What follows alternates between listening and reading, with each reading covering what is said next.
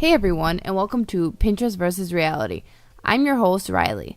This week on Pinterest vs. Reality, I have decided to recreate a letter frame art that I found.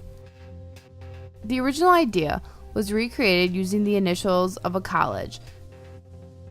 You don't have to do a college team for this project. You could do your own initials or even the initials from an NFL team or even the NHL. Pretty much whatever letters you want to use, you can. Before we begin this project, there are a few items that we will need. To get started, you will need a frame. You can choose a modern frame, vintage frame, it's really up to you and your taste. The original picture that I found went for a more rustic look. Next, you will need the letters of your choice. I chose to do mine and my boyfriend's first initials, which are R and M, since I'm not into college football. You will also need a glue gun, 2 paintbrushes, acrylic paint. I chose to go with burgundy and black as my colors, and paper bags.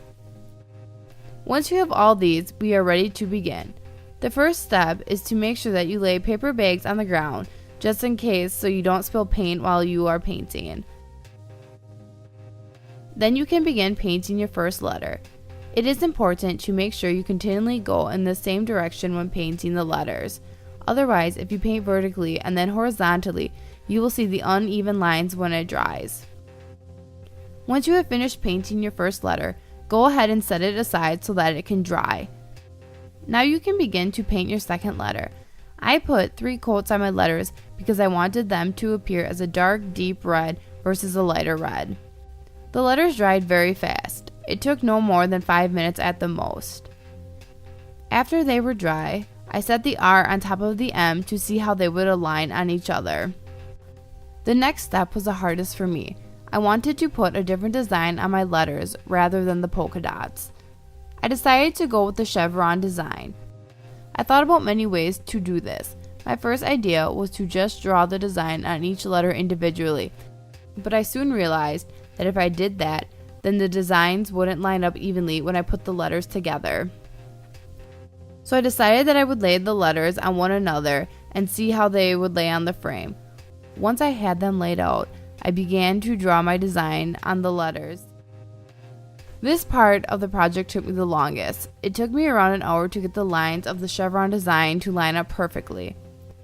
I then began to paint my design black. Once all the paint is dried, the next step is to begin gluing. I first glued the letter M to the frame. After that, I then glued the R onto the M. To make sure that I had my letters lined up perfectly so that the design would look right, I placed marks on the M with a white crayon so that I would know where to place the glue. After the glue is all dry, you are ready to display your work. The overall cost of this project was $26. I had to purchase everything for the project. The frame was $12. The letters were around $2.30. However, though, the price will vary depending on the size of the letters that you would like. The glue gun was $2.99. A pack of paintbrushes was $3.99. And the acrylic paint ranged from 77 cents to $1.20. Now here's the comparison of the original project to mine. There are a few differences between mine and the Pinterest version. I love the idea, but I wanted to make mine more personalized. I decided not to add a bow because I thought that it would take away from my final project. I extremely enjoyed doing this craft, and I would recommend it to anyone who's interested in doing a DIY project to attempt this. Well, there you go, another Pinterest versus reality project.